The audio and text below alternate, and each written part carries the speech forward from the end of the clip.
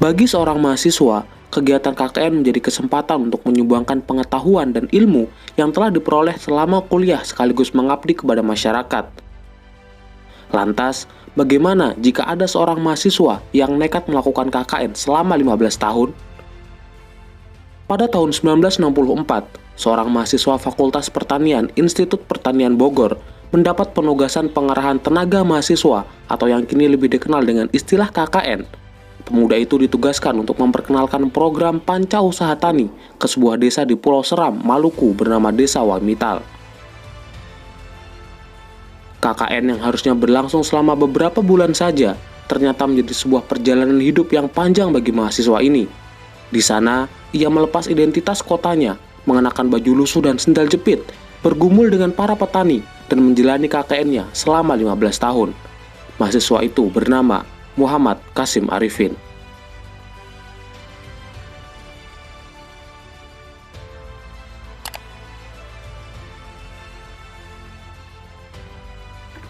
Muhammad Kasim Arifin adalah seorang pria kelahiran Langsa, Aceh Timur pada 1938. Pemuda asal Aceh ini memutuskan untuk merantau dan berkuliah di Institut Pertanian Bogor. Tahun 1964 adalah tahun di mana ia dan teman-teman sesama mahasiswa mendapatkan tugas melaksanakan pengerahan tenaga mahasiswa atau KKN ke Desa Wamital, desa pelosok di Pulau Seram, Maluku. Setibanya di sana, Kasim bertemu dengan keluarga petani miskin. Hatinya terketuk untuk mengabdi dan mencurahkan semua pengetahuan dan ilmu yang sudah ia pelajari semasa kuliah. Kasim benar-benar meninggalkan identitas mahasiswa kota yang melekat pada dirinya.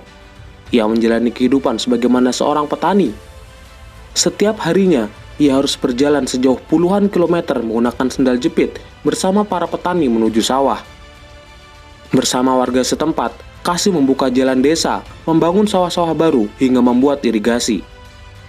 Berkat tekad dan keseriusannya membangun wilayah Wamital, Kasim begitu dihormati oleh masyarakat setempat.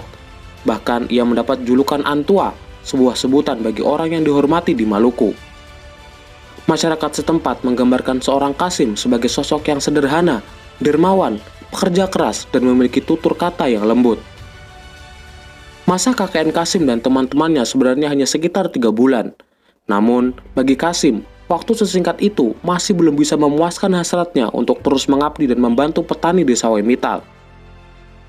Saat masa KKN telah usai, Kasim memilih menetap di sana. Saat teman-temannya yang lain pulang, ia tetap menjadi seorang petani. Bahkan saat teman seangkatannya wisuda dan mendapatkan pekerjaan yang layak, Kasim tetap setia di Wamital selama 15 tahun.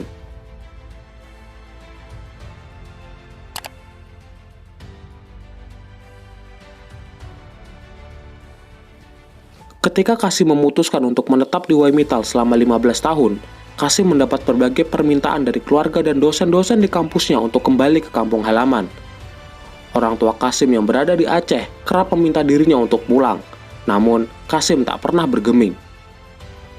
Rektor IPB yang menjabat kala itu, Profesor Andi Hakim Nasution, juga kerap memanggilnya untuk pulang dan menyelesaikan pendidikan. Namun, Kasim sama sekali tidak menghiraukan.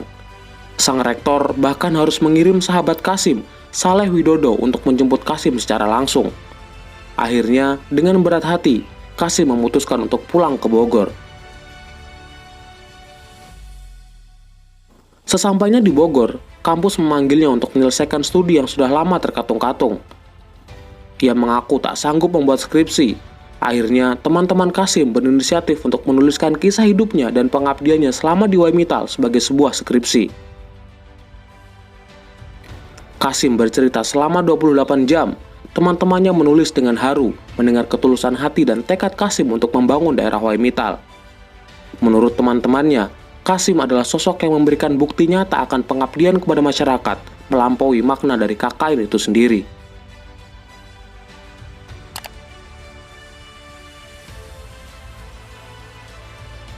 ...22 September 1979, Kasim akhirnya diwisuda. Hal yang seharusnya terjadi 15 tahun sebelumnya. Kasim mendapatkan pujian dari berbagai kalangan. IPB menganugerahi Kasim dengan gelar Insinyur Pertanian Istimewa atas baktinya selama bertahun-tahun tanpa pamrih dan gaji di dunia pertanian. Setelah wisuda, Kasim mendapat tawaran untuk belajar pertanian di Amerika Serikat. Kasim menolak dan berkata, "Untuk apa saya harus ke Amerika yang punya tradisi pertanian yang berbeda dengan di sini?" Kasim lebih memilih kembali ke Waimitau untuk melanjutkan apa yang belum ia selesaikan. Setelah itu, ia menerima tawaran untuk menjadi dosen di Universitas Syah Kuala Aceh hingga tahun 1994. Pada tahun 1982, Kasim mendapatkan penghargaan Kalpataru dari pemerintah untuk jasa-jasanya selama ini. Namun, sebagaimana Kasim yang tidak memandang penghargaan sebagai sesuatu yang berarti, ia membuang penghargaan tersebut di bawah kursi, hingga akhirnya seseorang yang mengantarkan penghargaan tersebut ke rumahnya. Kasim diketahui meninggal dunia pada tahun 2006, namun kisah dan perjuangan Kasim masih terus diingat hingga saat ini. Di Waimitau, nama Kasim bahkan dijadikan nama sebuah jalan. Seorang sahabat sekaligus penyair legendaris, Taufik Ismail, membuat sebuah puisi khusus untuk Kasim. Puisi itu berjudul Syair untuk Seorang Petani dari Waimitau, Pulau Seram yang pada hari ini pulang ke alma maternya. Dari pulau itu, dia telah pulang. Dia yang dikabarkan hilang. 15 tahun lamanya. Di Waimitau, Kasim mencetak harapan. Di kota, kita mencetak keluhan. Aku jadi ingat masa kita di Pelonco 20 tahun yang lalu. Dan kemarin, di tepi kali Ciliwung aku berkaca. Kulihat mukaku yang keruh dan leherku yang berdasi. Kuludahi bayanganku di air itu karena rasa maluku ketika aku mengingat musim. Sampai jumpa, salam Universe.